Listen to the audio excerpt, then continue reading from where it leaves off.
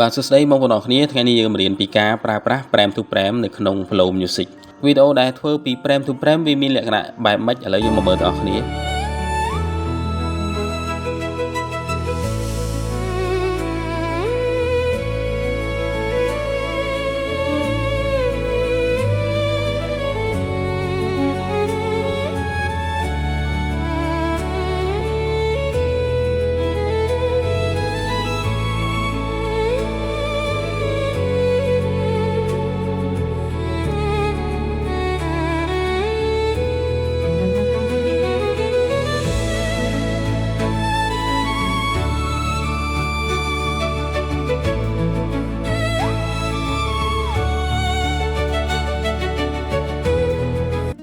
បាទអញ្ចឹងដូចជាវីដេអូមួយនេះវាជាប្រភេទ Frame to Frame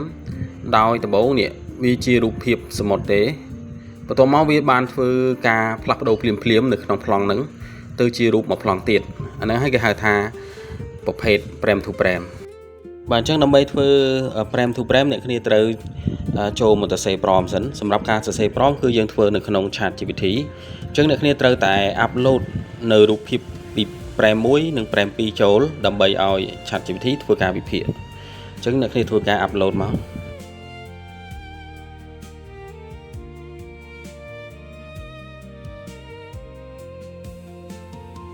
បាទបន្ទាប់ពីអ្នកគ្នាធ្វើការ upload នៅ Frame ទាំងពីរចូលហើយអ្នកគ្នាត្រូវឲ្យ ChatGPT សរសេរប្រមមកយើងដោយយើងសរសេរជាអក្សរខ្មែរមកសូមជួយសរសេរប្រមអំពីបន្ទាប់មកយើងរៀបរាប់ពីអ្វីដែលយើងចង់ធ្វើមកបាទអញ្ចឹង ChatGPT នឹងធ្វើការសម្រាយជាប្រមមកយើងហើយ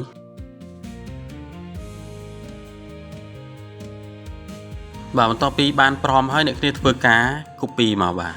copy ប្រមនឹងបន្ទាប់មកយើងចូលទៅកាន់ website កម្មវិធីរបស់ Flow Music បាទអញ្ចឹងយើងចុចលើ Flow Music មកបន្តមកទៀតអ្នកគ្នាធ្វើការចុចនៅលើពាក្យថា Music Video រួចយើងចុចលើពាក្យថា New Music Video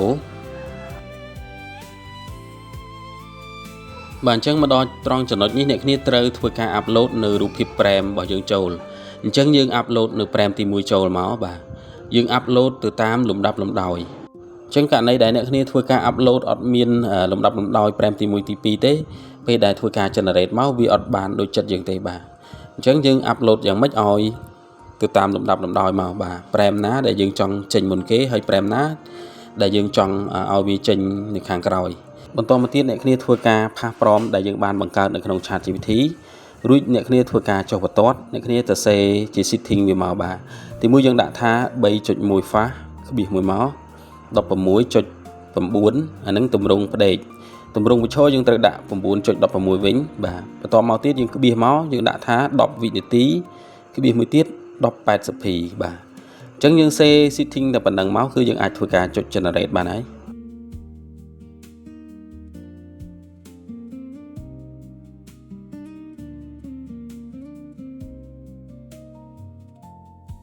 បាទអញ្ចឹងឥឡូវនេះវាបានធ្វើការ generate វីដេអូមកហើយអញ្ចឹងអ្នកគ្នាអាចចូលទៅមើលបានតើវាចេញត្រូវនឹងអ្វីដែលយើងកំណត់អត់ណាបាទអូខេឥឡូវខ្ញុំធ្វើការ download វាទុកមកបាទបន្តមកទៀតខ្ញុំនឹងធ្វើការយកវាទៅធ្វើការ import នៅក្នុង CapCut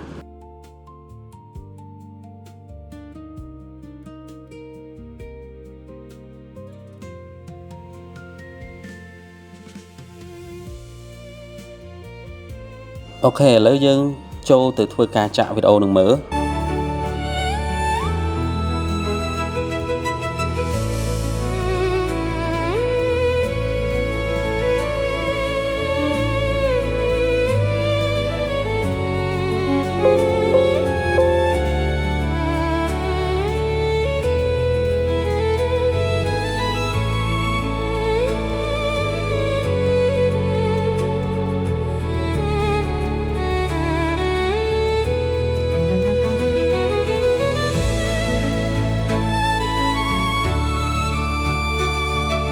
បាទអញ្ចឹងប្លង់ដែលធ្វើ Frame to Frame វាចេញវីដេអូបែបនេះបាទ